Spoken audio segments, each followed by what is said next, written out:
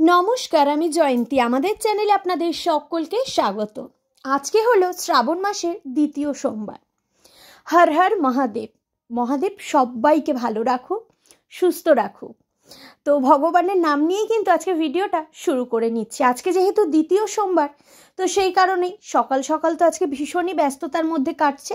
তো এখানেই প্রথমে ভগবানের অভিষেক করে নেওয়া হলো এবং তারপরে কিন্তু ভগবানকে ঘি এবং তার সাথে কিন্তু হলুদের প্রলেপ দেওয়া হলো। এরপরে তোমাদের দাদাভাই কিন্তু ভগবানের স্থান অর্থাৎ ভগবানের পাথর বাটিটার মধ্যে ভগবানকে বসিয়ে দিল। এরপরে দুজনে মিলেই একসাথে কিন্তু ভগবানের মাথায় দুধ ঢাললাম। তো এইটা দেওয়ার আগে কিন্তু প্রথমে আমরা একটা অভিষেক করে নিই। তো সেই মুহূর্তটা আজকে ভিডিওয়ে কিন্তু শেয়ার করা সম্ভব হয়নি, যেহেতু বুঝতেই পারছেন যে ঠাকুর ঘরে গেলে একটু সময়টা লাগেই, আর সমস্ত কিছু ভিডিও করা তো সবসময় সম্ভব হয় না। তো যতটা সম্ভব হয়েছে আমি কিন্তু চেষ্টা করেছি। তারপরে এখানে কিন্তু ভগবানকে অভিষেক করে নিয়ে ভগবানের স্থানে বসিয়ে নিয়ে তারপর ভগবানকে দুধ দিয়ে আবারও আমরা কিন্তু অভিষেক করে নিলাম। তারপরে কিন্তু ভগবানকে এখানে পৈতে পরিয়ে নেওয়া হয়েছিল। তার সাথে কিন্তু ভগবানের সব থেকে পছন্দ হলো বিল্লপত্র অর্থাৎ বেলপাতা এবং অপরাজিতা ফুলও কিন্তু ভগবানকে অর্পণ করা হয়েছিল। তার সাথে এখানে যেহেতু মহাদেবের পুজো, সেই কারণে কিন্তু মহাদেবকে গাঁজাকলকেও দেওয়া হয়েছিল এবং ভগবানের পছন্দের ফল যেটি বেল, সেটাও কিন্তু অর্পণ করেছিলাম। এছাড়াও কিন্তু অন্যান্য ফলও অর্পণ করেছিলাম।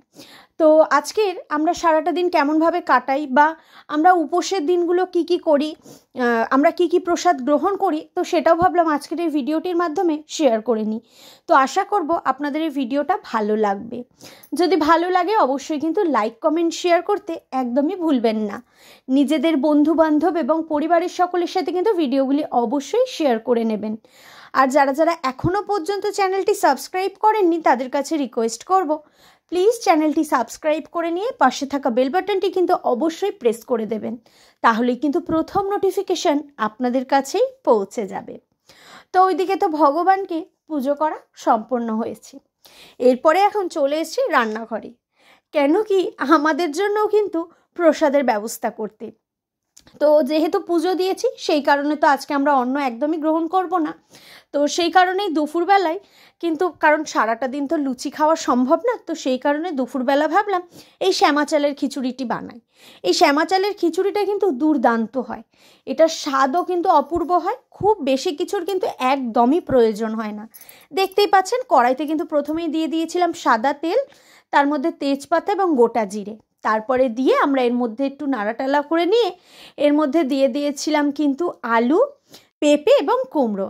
তো এগুলো একটু নাড়াটালা করে নিচ্ছে, খুব বেশি কিন্তু ভাজার প্রয়োজন নেই। আর এই শ্যামা চালের খিচুড়িটা কিন্তু দুর্দান্ত হয়, এটার স্বাদ কিন্তু অপূর্ব। ও একটা কথা বলে রাখি, শ্যামা চালের খিচুড়ি বলছি, এদিকে বলছি আমি অন্ন গ্রহণ করব না, এটাকে কিন্তু শ্যামা চালই বলে, এটা কিন্তু চাল নয়। এইটা অনেকটা ডালিয়ার মতো দেখতে হয়। যে কোনো বড় মুদিখানা দোকানে কিন্তু গেলে আপনারা শ্যামা চাল বললে এই চালটি পেয়ে যাবেন। তো খিচুড়ি বানাচ্ছি ঠিকই, কিন্তু এখানে কিন্তু ডালের ব্যবহার একদমই করব না। এই যে শ্যামা চাল আর সবজি দিয়েই কিন্তু বানাবো। আর এর মধ্যে জানেন সামান্য খালি একটু জিরে গুঁড়োর প্রয়োজন হয়।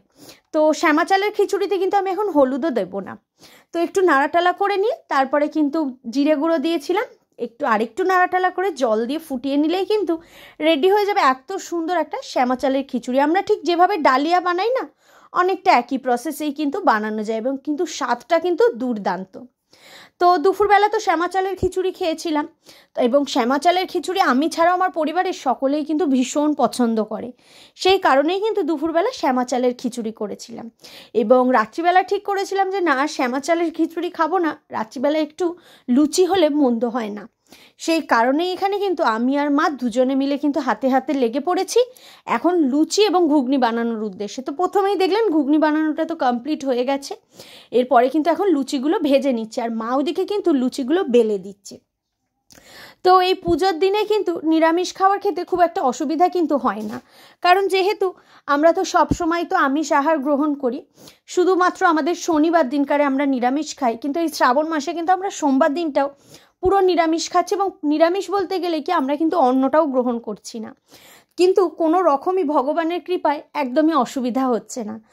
তো আমরা শ্রাবণ মাসের দ্বিতীয় সোমবারটা কেমনভাবে কাটালাম ভিডিওটির মাধ্যমে শেয়ার করলাম। আপনাদের এই ভিডিওটা কেমন লাগলো সেটা কি করে জানাবেন, অবশ্যই কিন্তু কমেন্টস করে জানাবেন। তাহলে আজকের ভিডিওটা এইটুকুই, দেখা হবে আবারও আপনাদের সাথে খুব তাড়াতাড়ি নতুন কোনো ভিডিও। ততক্ষণের জন্য সবাই ভালো থাকবেন, সুস্থ থাকবেন। সকলকে অসংখ্য ধন্যবাদ সম্পূর্ণ ভিডিওটি দেখবার জন্য।